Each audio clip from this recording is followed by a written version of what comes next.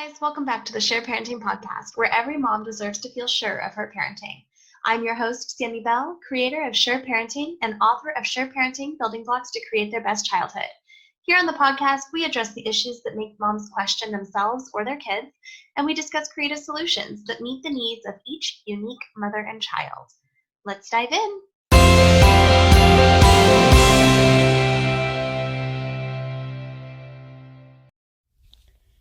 Welcome back, mamas. Today I wanted to talk about a word that I consider to be a swear word in S.U.R.E Parenting, and that word is should. It's such a common word. How can it possibly be a swear word? Well, whenever we say the word should, we are giving away our power. We're adopting a set of beliefs that isn't going to serve us. And we see this very commonly with women about themselves, but we see this a lot with parents about their children too. So with women, we see, I should be thinner, or I should have my makeup done, or I should do this, or I should do that. And the thing is, none of those things is wrong to want, but should isn't empowering. Should means there's something wrong with you for not having those things, and there's not. If you want to be thinner, by all means, make that happen. If you want to wear your makeup every day, by all means, make that happen. But should means you don't want it. It means somebody else says that you are at a deficit because you didn't meet some standard of theirs. And that's why I hate the word should. So how does that apply to children? Well, we have a pretty fair understanding that babies are incredibly needy. They need help for literally everything. But we have these arbitrary lines in the sand, and that's when we start introducing the word should. Babies should be sleeping through the night at 6 months old. Not true. Babies should be eating 3 meals a day by 9 months old. Not necessarily true. Depends on the kid, right? My kid should be walking by 12 months old. Not true. But these shoulds cause an immense amount of stress. Then you get into the toddler years and you say things like, well, he should be able to share by now. Nope. He shouldn't.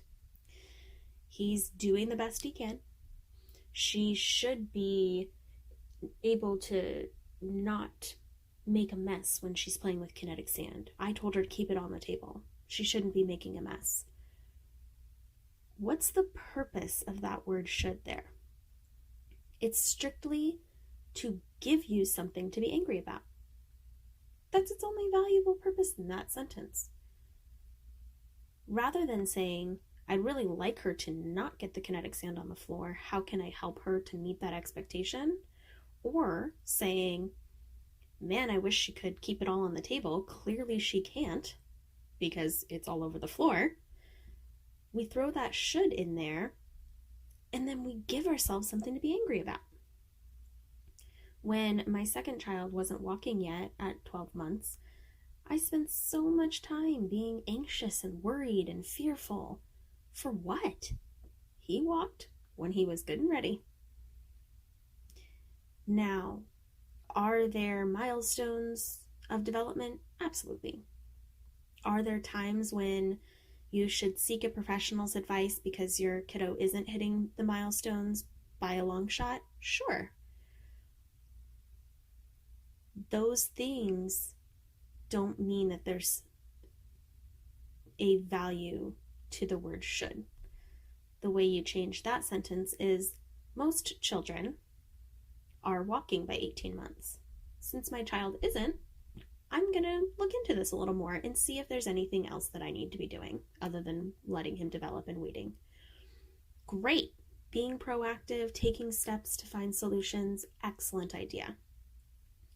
But sitting and stewing in worry and fear based off of a should? Nah. No thanks. I'll let that one go.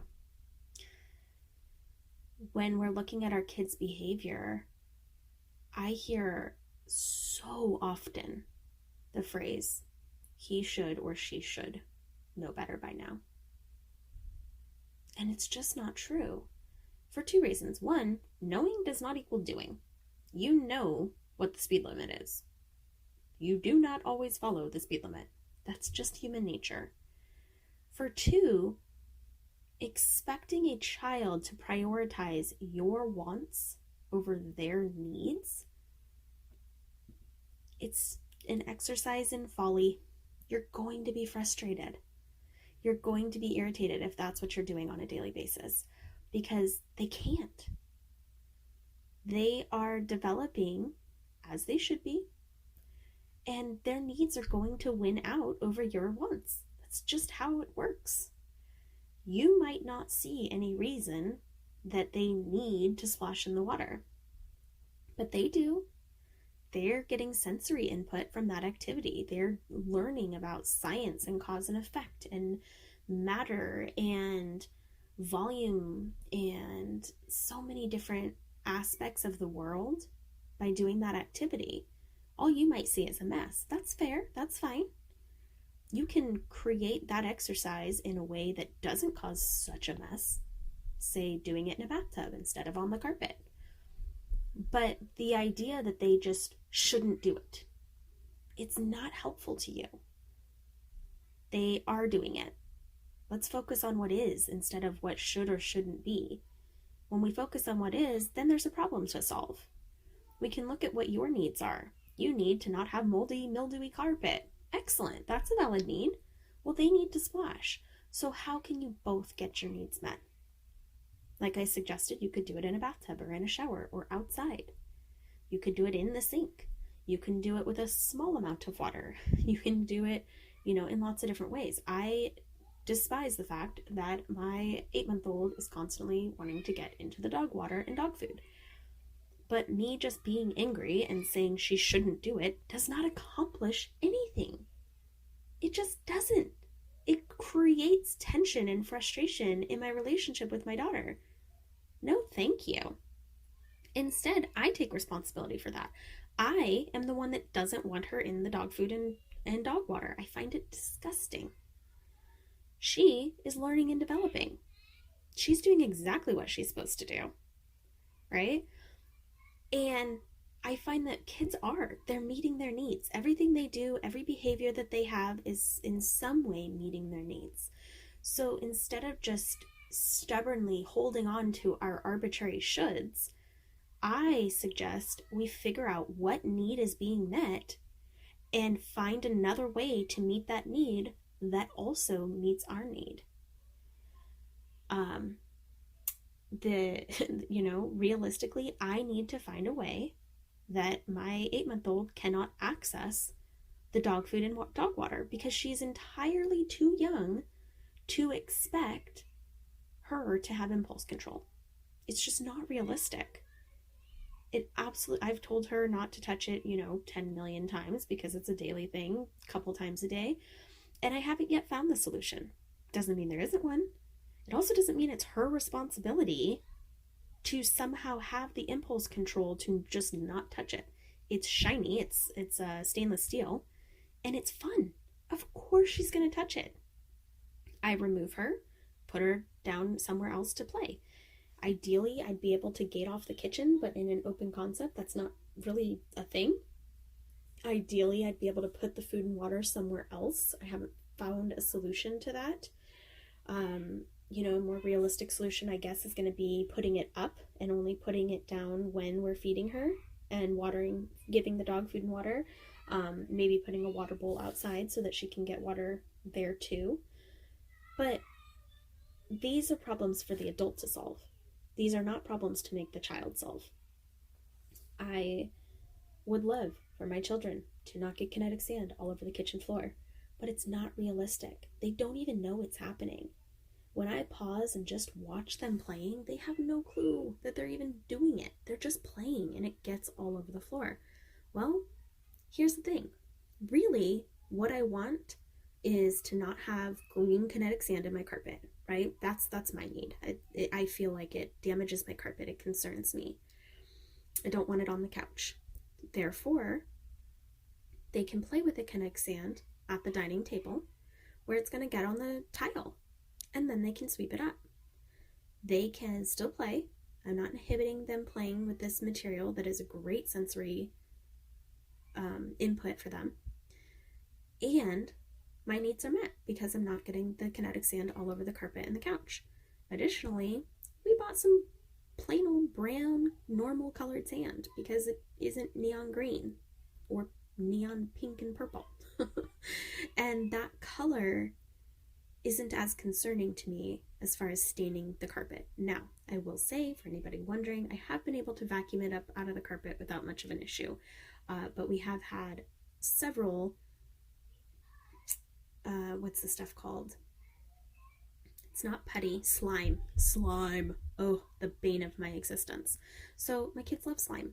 And of course it got on the carpet because they're children and they cannot yet be that aware to where they can prevent it from ever getting on the carpet. And also accidents happen. Accidents happen to my husband and I too. I just shattered a glass a couple days ago. That was fun. Certainly didn't mean for that to happen. Certainly was irritated that happened. But nobody punished me for that happening. I simply had to clean up the glass, right? So slime got on the carpet in our old house and ruined the carpet. And by ruined, I mean that it was a permanent stain and it was not able to be removed. It like melted into the carpet. It was awful. Of course, I didn't catch it right away. I didn't realize the lid was just barely not on this little Halloween slime. And so it oozed out of the little crack in the lid and slid down off the table into the carpet, and it pooled there and it like melted into the carpet. It was ridiculous. Well, the thing is, that's not my child's responsibility, really. Yes, I can ask them to play with it on the table, which they did. I asked them to put it away, which they did. But having the lid perfectly on didn't happen, and that just happens sometimes. You know, we're imperfect. So me saying they should have known better does nothing. It doesn't help me, it doesn't help them. So instead, I say, what can I do differently? Because this doesn't work for me. The answer is, I don't allow slime in my house. That might not be the answer for everybody. Maybe you can play with slime in the bathroom only.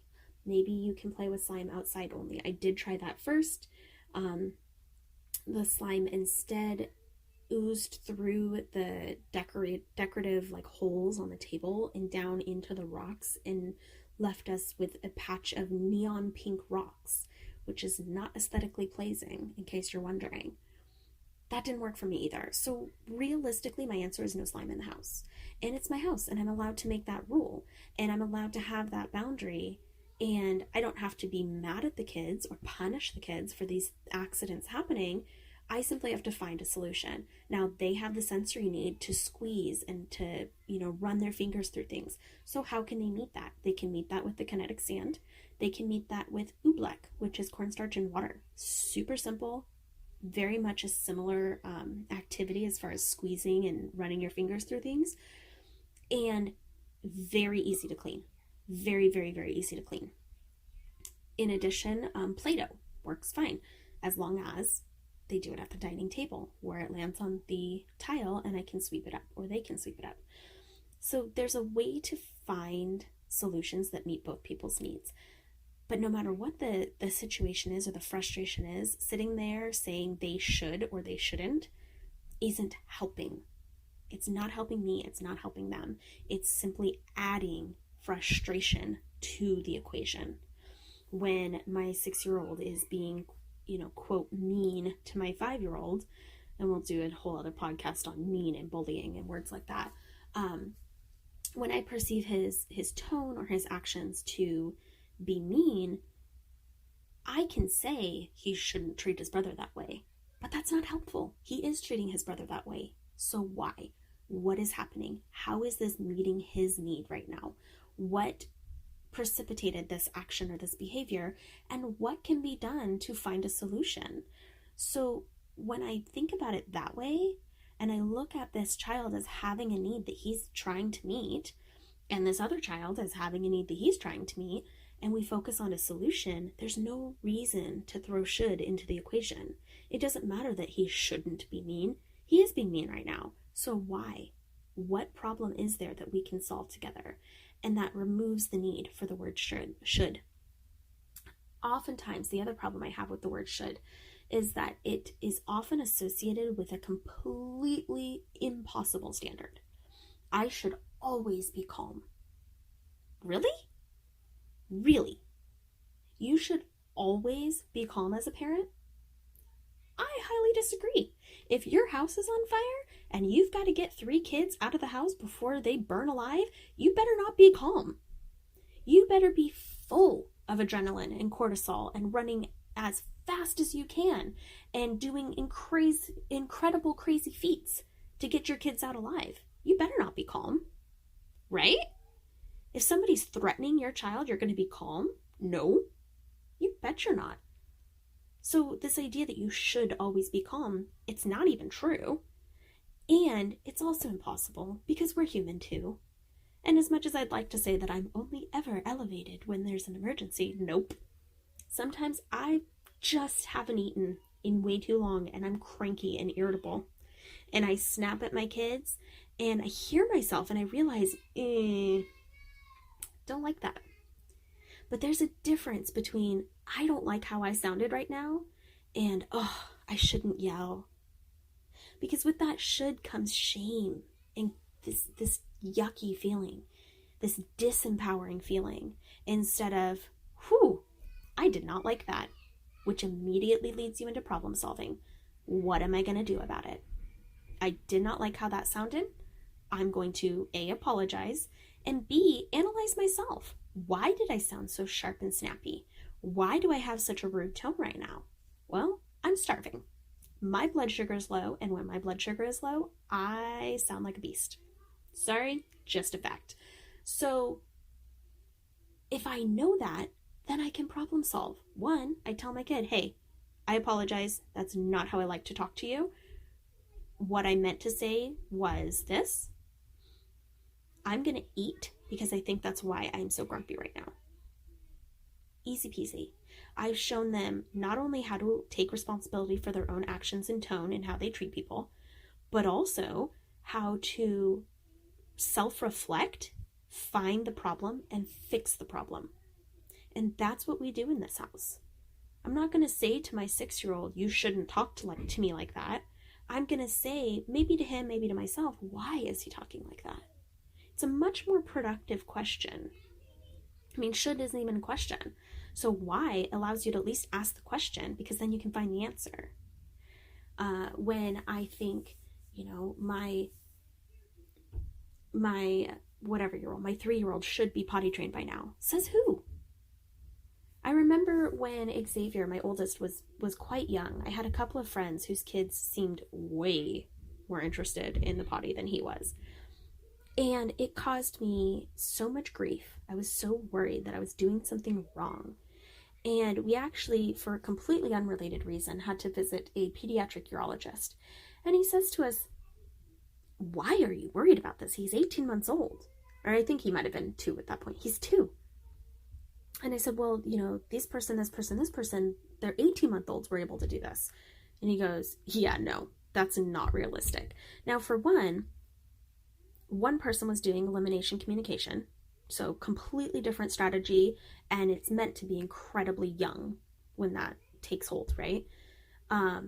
2, the other person, in my mind, was saying like, oh yeah, they're potty trained, but really the kid was able to pee on the potty a couple of times during the course of an multi-hour play date. That doesn't make them potty trained. So I was just viewing the whole thing inaccurately anyway. And also, different kids have different needs. So what this pediatric urologist told me was, for one, focus on the kid you have, right?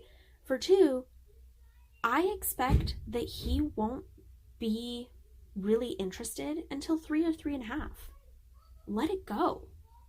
And I was shocked to hear this, but this man was a pediatric urologist for 23 years at the point that I met with him.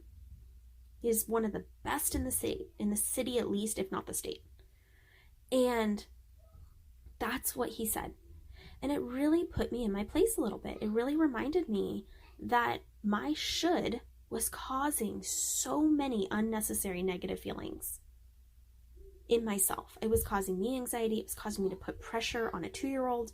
It just wasn't necessary. And there are people who swear by every method out there. We tried them, every single one. They didn't work because he wasn't ready. You want to know what did happen? I finally let it go, stopped asking him, stopped pushing him, let him watch me go anytime that he was around. I would, make the mention like, oh, I'm going to the bathroom. And one day we ran out of his size of diapers. We used to get the big boxes at Sam's Club. And again, back to the problem solving, right? I have always had this language with my kids, as to my recollection. I'm sure always is an inaccurate word, but for as long as I can remember, I've had this problem solving mentality, at least sometimes. So I say to him, oh no, the box is empty. Your diapers are gone. What are we going to do? And he says, buy more. And I said, oh, that's one answer, but I don't think I'm going to do that. What else could we do? And he goes, I guess I'll have to go in the potty. And I said, okay. He never had an accident. He was 3.5 years old. He was finally ready, and he never had an accident. With the exception of during a growth spurt or two, he had an accident in the middle of the night. But during the day, that kid never had an accident. He was ready. And that made the difference. Was it different than his peers? Yes. But did all of my should worries help anything? No. Did they make him ready sooner? No. Did they make me somehow better able to teach him or make him do these things? No. And they never have. Wherever you are using the word should, I invite you to change your language, and it will change your attitude. If your thought is, my child should blah, blah, blah, change your language. What are they doing? What is happening? Because that's your reality. Now, if you don't like that reality, that's fine. Let's problem solve. Schedule a call. bit.ly/callsammy, SAMI. Free call anytime. Let's find solutions. There's always solutions. The solution might be to wait. The solution might be that your kid's doing the best that they can right now and just choosing to accept it because that's what a 3-year-old does, or a 4-year-old does, or a 10-year-old does. But it also might be something really simple that you just haven't thought of yet, because none of us, myself included, can think of everything. We need community. We need our village. We need to share our ideas collectively. And this solution is always going to include removing the should from the equation, because it's not helping. It's hurting. So, what need do you have? What need do they have? And how can we problem solve to find a solution that meets both needs? That is how we change how we look at parenting. That is how we change our relationship with our kids. And that is how we kick should out of the conversation. So that's why I hate should. That is why I think should is a curse word. And if you have any other questions, I would love to hear them. You can comment down below if you are on YouTube. You can comment in our Facebook group, Empowering Moms to Uplift Kids. And you can always set up a free call with me, and we can talk about your unique situation and what you can do to make it easier and more enjoyable for you and your child. I look forward to hearing from you, and I will talk to you on a new topic next week. Bye, guys.